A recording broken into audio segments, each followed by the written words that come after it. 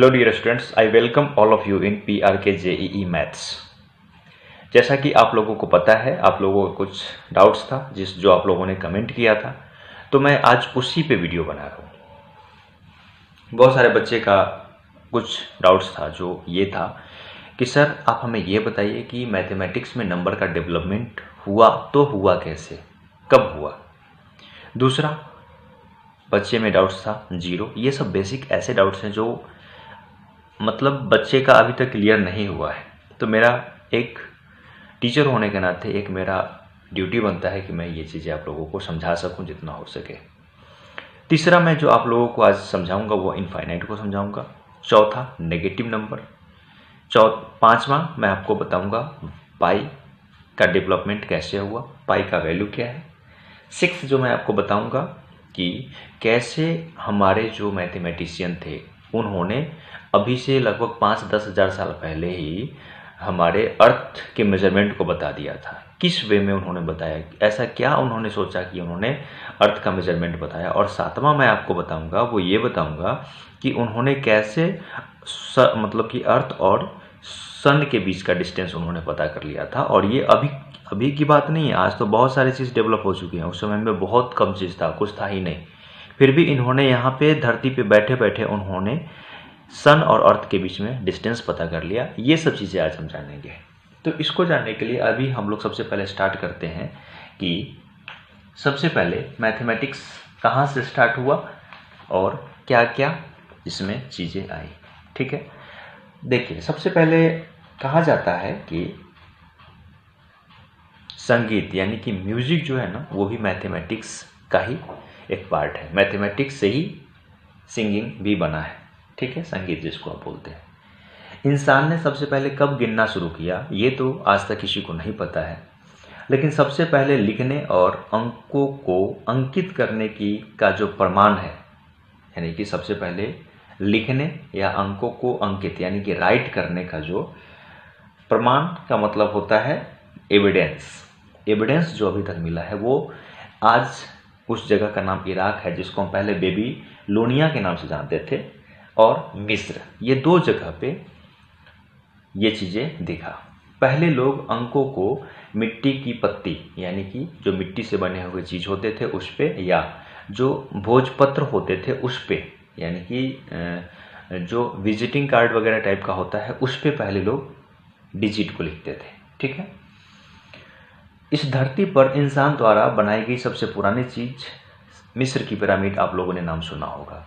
इस मिस्र का जो मिस्र का पिरामिड है, ये मैथमेटिशियन का कहना है, एक मैथमेटिशियन है जिनका नाम है मार्कस दुसैते। इन्होंने बताया कि मिस्र का जो पिरामिड है वो विदाउट मैथमेटिक्स के पॉसिबल ही नहीं था, क्योंकि विदाउट मैथमेटिक्स हम ये नहीं कहीं पे भी पता कर सकते हैं कि किसी भी बिल्डिंग को बनाने में या किसी भी फिगर को डेवलप करने में उसमें कितना क्या हम यूज कर पाएंगे, कितना उसमें अब जैसे मान लीजिए इंस्ट्रूमेंट की बात करें तो कितना उसमें रड लगेगा, कितना छड़ लगेगा, कितना बालू सीमेंट वगैरह लगेगा, ये लोगों को विदाउट मैथमेटिक्स के हम पता ही नहीं कर सकते हैं। जैसे आज आप अपने घर ही बनाते हो तो उसमें कितना ब्रिक्स यानी कि ईंट लगेगा, ये आप मैथमेटिक्स के सहारे ही पता कर पाते हो।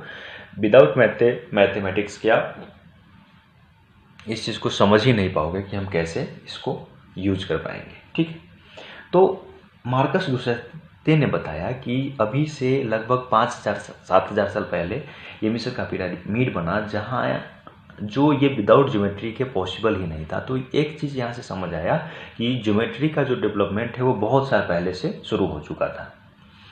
ये सब चीज़ें तो मिस्र में, और बेबीलोन जो आज इराक वगैरह है वहाँ पे ये सब चल रहा था। अब मिस्र से लगभग 7,000 किलोमीटर दूर चाइना, जिसको आप चीन कहते हैं, चीन की लंबी दीवार जो आपने नाम सुना होगा, वो भी मैथमेटिक्स का ही देन है। विदाउट मैथमेटिक्स ये पॉसिबल ही नहीं था।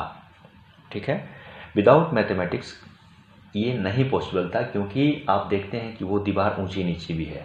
तो विदाउट एंगल ऑफ एलिवेशन की ये कैसे पॉसिबल था, ये कैसे संभव हो सकता था कि उस चीज़ को, अच्छा मान लीजिए कि वो चीज़ अगर पॉसिबल हो भी सकता था तो ये चीज़ें कैसे पॉसिबल हो सकता था कि उसमें कितना ईंट लगेगा, कितना उसमें मलबा का यूज होगा, कितना सीमेंट लगेगा, ये सब चीज़ें पॉसिबल नहीं था विदाउट मैथमेटिक्स के। तो लोगों का ऐसा मानना है, और मार्कस दुसैते एक मैथमेटिशियन है, बहुत ही जाने माने, इन्होंने भी बताया कि विदाउट मैथमेटिक्स ये पॉसिबल नहीं था। चीनी जो लोग थे उन्होंने गणित के लिए बांस के टुकड़ों का सहारा लिया, ठीक है। उन्होंने ये सब चीज़ तो कर ही रहे थे, और इन सब बीच में 1 2 3 4 5 6 7 8 9 ही अलग अलग फॉर्मेट में ये शब्द यूज होते थे, जिसको आप नेचुरल नंबर के नाम से जानते हो। लेकिन चाइना के जो लोग थे वो एक अच्छा चीज़ मैथमेटिक्स में क्या किया कि उन्होंने डेसिमल प्लेस वैल्यू को यूज़ करना शुरू किया, जैसे इकाई दहाई, यानी कि यूनिट डिजिट में टेंस होता है, 100 होता है, ये सब उन्होंने यूज करना शुरू किया, जो आज भी हम लोग कर रहे हैं। लेकिन मैथमेटिक्स अभी भी अधूरा था, क्योंकि जब भी बड़ा नंबर अगर लिखने की बारी होती थी तो वो लोग सीधा सीधा किसी फिगर पे आ जाते थे, क्योंकि उनके पास बड़ा नंबर लिखने के लिए कोई ऑप्शन ही नहीं था। चीनी जोड़ घटाव वगैरह तो कर रहे थे, प्लेस वैल्यू का भी यूज कर रहे थे, लेकिन जब भी बड़ा अंक लिखने की बारी आती थी वो चित्र का यूज करने लगते थे। ये चीनी भी करते थे, मिस्र के लोग भी करते थे, और बेबीलोनिया वाले भी करते थे। गणित की कहानी में सबसे दिलचस्प मोड़ तब आया, वो आया भारत में, जो दुनिया के गणित को हमेशा के लिए बदल के रख दिया। यहाँ पे क्या हुआ, इन्होंने 1 से 9 तक के अंकों का उपयोग, 1 से 9 तक के अंक का उपयोग, जैसा कि मैंने आपको बताया कि चीनी भी कर रहे थे, बेबीलोन के लोग भी कर रहे थे, लेकिन भारत के लोगों ने इन नंबर को लिखना आसान बना दिया। यही मार्कस दुसैते जो मैथमेटिशियन थे ये बताते हैं कि भारत ने शून्य को एक नया रूप दिया। ये जो नया रूप दिया, पहले क्या होता था कि शून्य का यूज एक प्लेस होल्डर के रूप में सिर्फ होता था, लेकिन जो इंडियन मैथमेटिशियन थे इन्होंने शून्य को भी एक प्लेस दिया मैथमेटिक्स में, और इस तरीके से 0 से लेके 9 तक 10 अंक बने, जिसको आप डेसिमल सिस्टम कहते हो, ठीक है ना।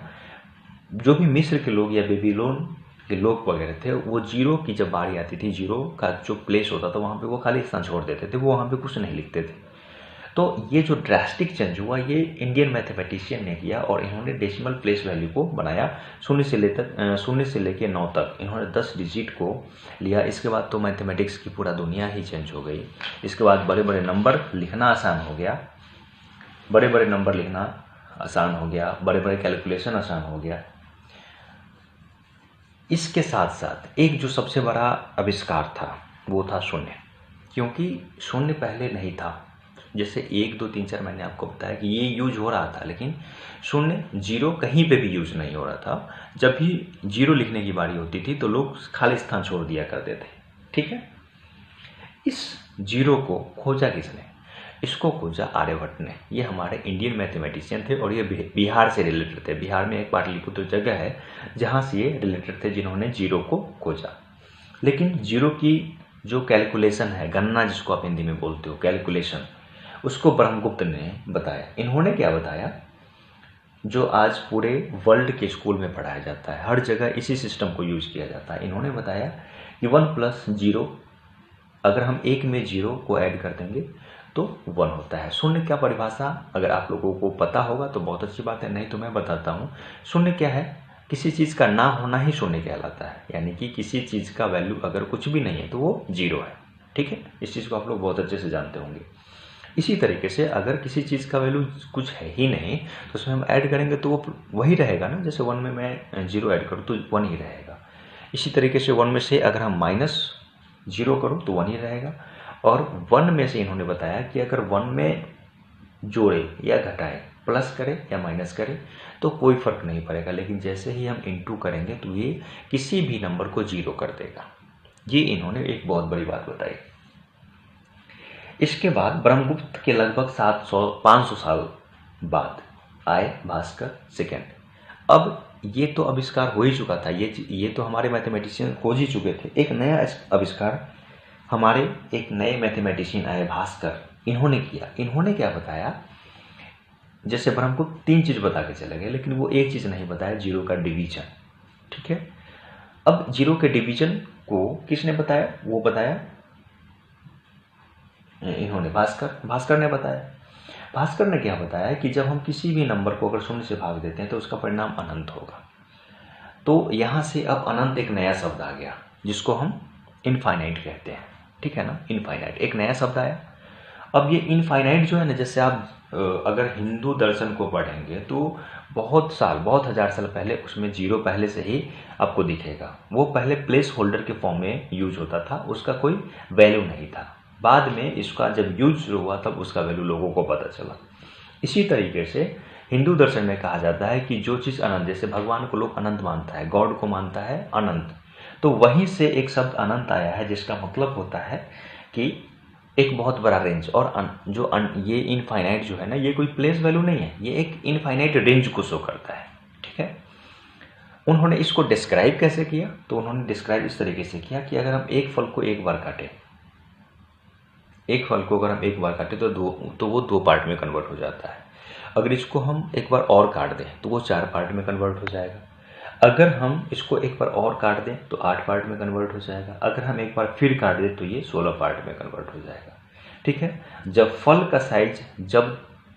फल का साइज 0 होगा तब तक वो इतना छोटा छोटा पार्ट फल का हो जाएगा जो अनडिफाइंड, यानी कि अनडिफाइंड नहीं, इनफाइनाइट हो जाएगा, जिसको हम काउंट नहीं कर सकते, जो काउंट करना इम्पॉसिबल जैसा हो जाएगा।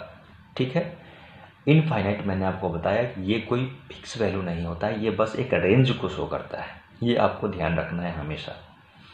तो यहाँ से जीरो की खोज तो भारत में हो ही गई, अब इनफाइनाइट की खोज भी भारत में हो गई और इन्होंने डिस्क्राइब भी कर दिया कि कैसे इनफाइनाइट को हम समझेंगे। अब एक और आविष्कार इसके बाद इंडिया में ही होना था, जो था नेगेटिव नंबर, क्योंकि उससे पहले पॉजिटिव नंबर, यानी कि पॉजिटिव नंबर की बात तो छोड़ दीजिए, सिर्फ नंबर का यूज हो रहा था, जो 1 2 3 4 5 6 7 8 9 था, जीरो का यूज भी नहीं हो रहा था। तो जीरो का यूज इसके बाद शुरू हुआ। और एक और आविष्कार हमारे मैथमेटिशियन ने किया, जो था नेगेटिव नंबर। जैसे पहले नेगेटिव नंबर का कोई चलन नहीं था, जैसे लोग नेगेटिव नंबर के बारे में पहले सोचते भी नहीं थे, लेकिन हमारे इंडियन मैथमेटिशियन ने बताया कि अगर -3 है और -4 है तो ये -7 होगा। इसको ऋणी अंक बोलते हैं हिंदी में। ठीक है ना, ये हमारे इंडियन मैथमेटिशियन ने बताया। ये एक और खोज हमारे इंडिया में ही हुआ। तो एक तो डेवलपमेंट ऑफ नंबर, ये चीज़ हमारे इंडिया में खोज हुई, जो आज हम पूरे वर्ल्ड में इसी का यूज़ देखते हैं, 0 से लेके 9 तक। दूसरा जीरो, इसको आर्यभट्ट ने खोजा और इसके एलॉगरिथम यानी यूजेस को बताया ब्रह्मगुप्त ने और भास्कर ने। तीसरा अनडिफाइंड को भी हमारे इंडियन मैथमेटिशियन ने ही डिस्क्राइब किया। ठीक है, और ये कहा जाता है कि ये जो इनफाइनाइट है, अनडिफाइंड नहीं, इनफाइनाइट जो है, इसको ब्रह्मगुप्त ने डिस्क्राइब किया था, वो भी फल के फॉर्म में, फल का एग्जाम्पल देकर उन्होंने इसको डिस्क्राइब किया था। ठीक है, तो ये चीज़ें हो गया।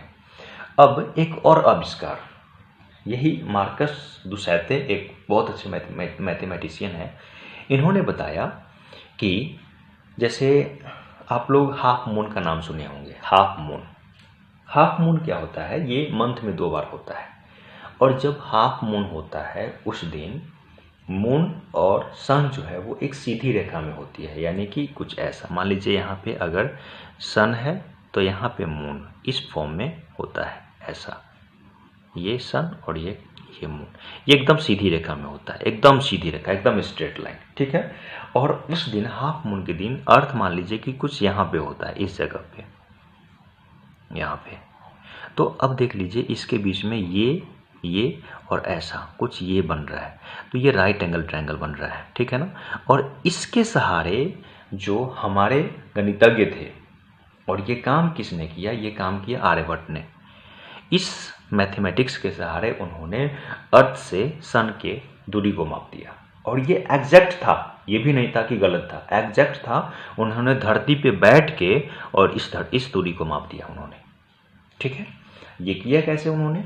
तो वह क्या कि मून और सन के बीच में, मैंने बोला कि हाफ मून के दिन में एकदम स्ट्रेट लाइन बनता है, स्ट्रेट लाइन एकदम सीधा, और अर्थ, सन और मून के बीच में एक राइट एंगल जैसा फिगर दिखता है। ठीक है, उन्होंने क्या बताया कि धरती यानी कि अर्थ और सन के बीच में 1 डिग्री का 7th पार्ट, 1 डिग्री का 7th पार्ट का फिगर बनता है, 1 डिग्री का 7th पार्ट। ठीक है, और 1 डिग्री का 7th पार्ट उन्होंने साइन फंक्शन से फाइंड किया, जो कि 1:400 था। यानी कि उनका ये कहना था कि अगर धरती से मून का डिस्टेंस अगर 1 किलोमीटर है तो अर्थ से सन का डिस्टेंस है वो 400 किलोमीटर है, उनका ये कहना था। अब आप सबसे पहले धरती से मून का डिस्टेंस पता कर लीजिए और उसको 400 गुना करके सन का डिस्टेंस पता कर लीजिए। ये उन्होंने एक बहुत बड़ा नॉलेज दिया, जो ये भी एक मैथमेटिक्स के क्षेत्र में एक बहुत बड़ा आविष्कार था।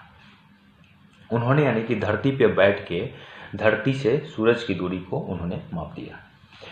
इन्होंने जो बताया वो एकदम कहीं ना कहीं अप्रॉक्सीमेट परफेक्ट था, ठीक है।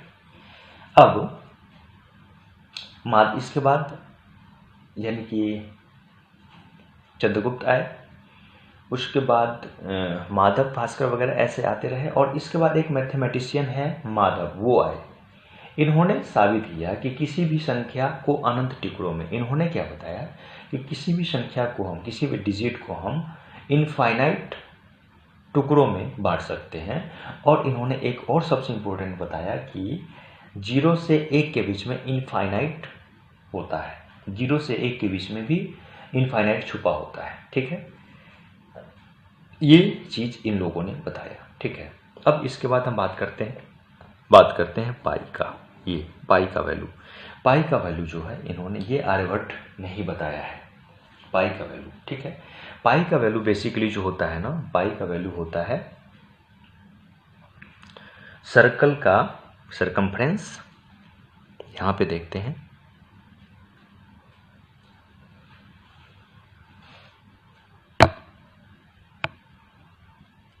सर्कल का सरकमफ्रेंस यानी कि पाई जो वैल्यू होता है ना, सर्कल का सरकमफ्रेंस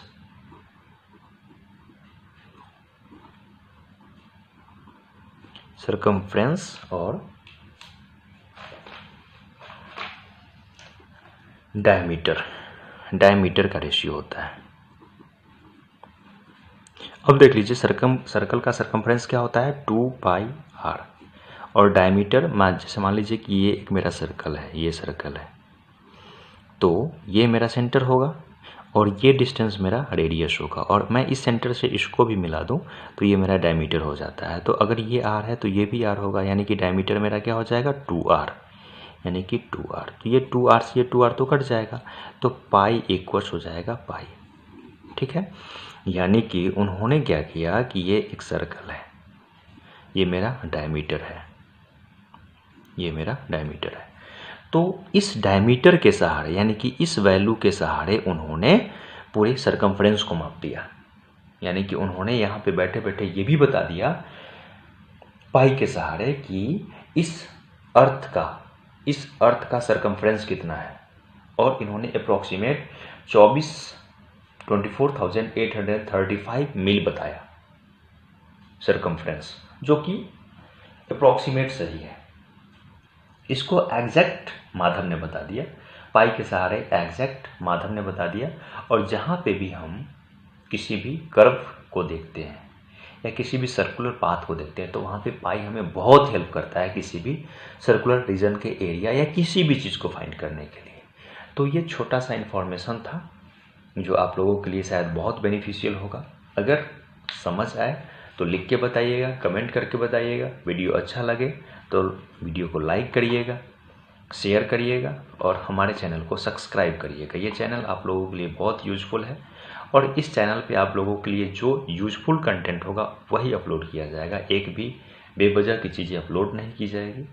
तो आज का वीडियो हम यहीं पे स्टॉप करते हैं। किसी भी तरीके का कन्फ्यूजन हुआ हो या कोई ऐसा इन्फॉर्मेशन जो समझ नहीं आया हो, आप हमको कमेंट करके बताइएगा। हम आपके इस डाउट्स का ज़रूर सॉल्यूशन देने की कोशिश करेंगे और 100% देने की कोशिश करेंगे। इसी के साथ जय हिंद, जय भारत, थैंक यू।